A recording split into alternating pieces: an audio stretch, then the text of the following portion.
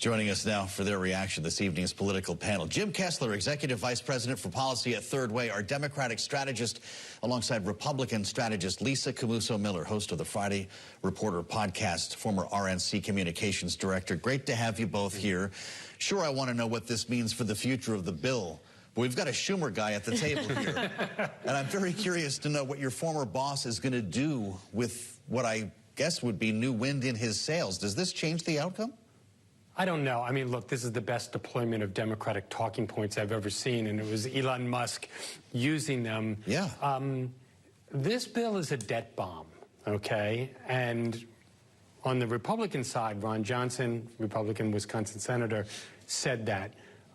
Look, Donald Trump is going to pass some sort of reconciliation bill, probably something fairly close to what's moving right now. But this is an unpopular bill that's in trouble, and Elon Musk's timing is bad for this bill right now. Well, and that would make it bad for President Trump, who was just in the Oval celebrating Elon Musk's accomplishments at Doge as he leaves his formal role in government. Just days later, out of Washington, he hits the wire with this, Lisa. We can consider the ramifications for the bill specifically, but what if there actually is a major falling out between President Trump and the richest man in the world? What would the implication of that be? I believe that there probably already has been a falling out between the two of them. I believe that this is an example of Elon Musk perhaps trying to grab back the brass ring for himself and make himself a hero again. And I don't think that he has the chutzpah that I think the White House and the Republican leadership has. So I think that this is a great news day for the Senate leader on the Democrat side. I think that the rest of the Republicans will say it's unhelpful. They also have concerns about the bill, but I don't necessarily think it hurts the outcome. I think it makes Elon Musk look like he's got a little bit too little, too late. Oh, how about that? It was a golden key, I think, not a brass ring he got in the Oval Office. But this has got to be seen as the ultimate betrayal by Donald Trump. Is that why they staged that news conference, so Trump could get ahead of his feelings going public, you think? I don't think so. I mean, I just don't think the White House is reacting to Elon Musk the way that they are. I think that they already knew that he was someone that was probably walking away. It strikes me as a toddler slamming their fork on the high chair because they're unhappy with the way things have gone down. Wow. I think he looks as if he was moved along and out of the White House. I don't think that to me, this just seems like sour grapes. Wow. Well, it's not just Elon Musk, to our point, though, who is saying this, and not just Democrats agreeing with him either. You had Rand Paul reposting this. Others like Mike Lee, for example, saying Elon Musk has a point here. Does this give more ammunition to the voices who are telling the White House they are actually willing to vote this thing down if substantial changes aren't made? And then you add the bond markets, and then you add the downgrade as well. And the momentum is on the side of sort of like the Freedom Caucus and the hardliners that want, frankly, a much harsher bill, okay?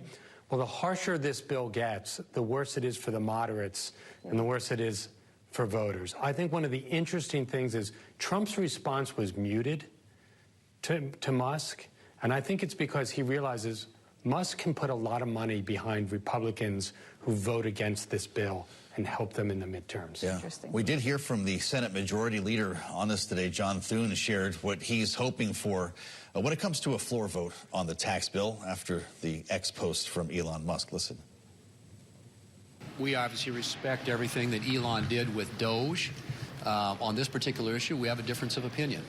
And I think it's rooted in the fact that he's accepting the CBO assumptions that are built upon a static scoring assessment of the effect, the macroeconomic effect, growth effect, that these changes will have on our economy. We don't have to get into the whole veracity of the CBO here. I'm just wondering if everyone still thinks this bill is going to pass. There's so much on the line. Republicans say they're together on this. It still becomes law, right? Something passes. This sort of thing never not passes. Yeah. Like the disaster, and Democrats face this with Build Back Better, which shrunk and shrunk and shrunk and then eventually passed by. You have to pass something. I'm not exactly sure what is going to pass, but something's going to pass. It also passed under a different name. This could come back in a different form and still be a reconciliation bill that extends the Trump tax cuts, right? That's exactly right. And there's going to be changes that are going to come out of the Senate, and then they're going to take it back to a conference, and then they're going to decide on what the difference is.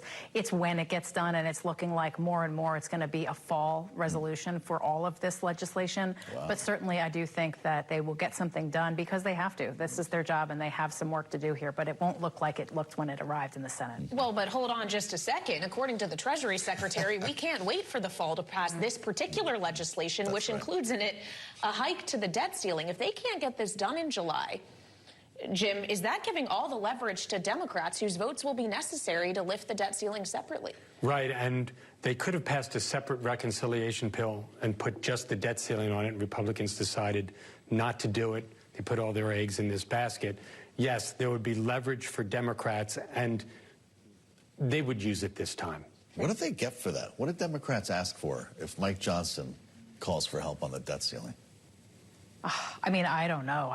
To me, at that point, it's Donald Trump who really gets to eat it because he's the one who wanted this great big bill, and he didn't do what he was supposed to do on the debt ceiling. So it's going to be really interesting to see what they get. At that point, people are going to be so unhappy with each other, including Republicans and Democrats in their own conferences.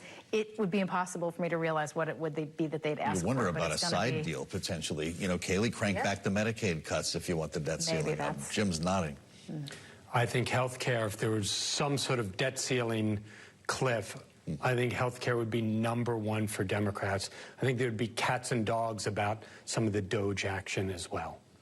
Well, and that's timely considering a rescissions package was sent from the White House to the House, and they say they'll be acting on that in short order to the tune of about $9 billion, affecting NPR, CBS, and USAID. Jim Kessler and Lisa Camuso Miller, our political panel this evening. Thank you both so much, as always, for joining.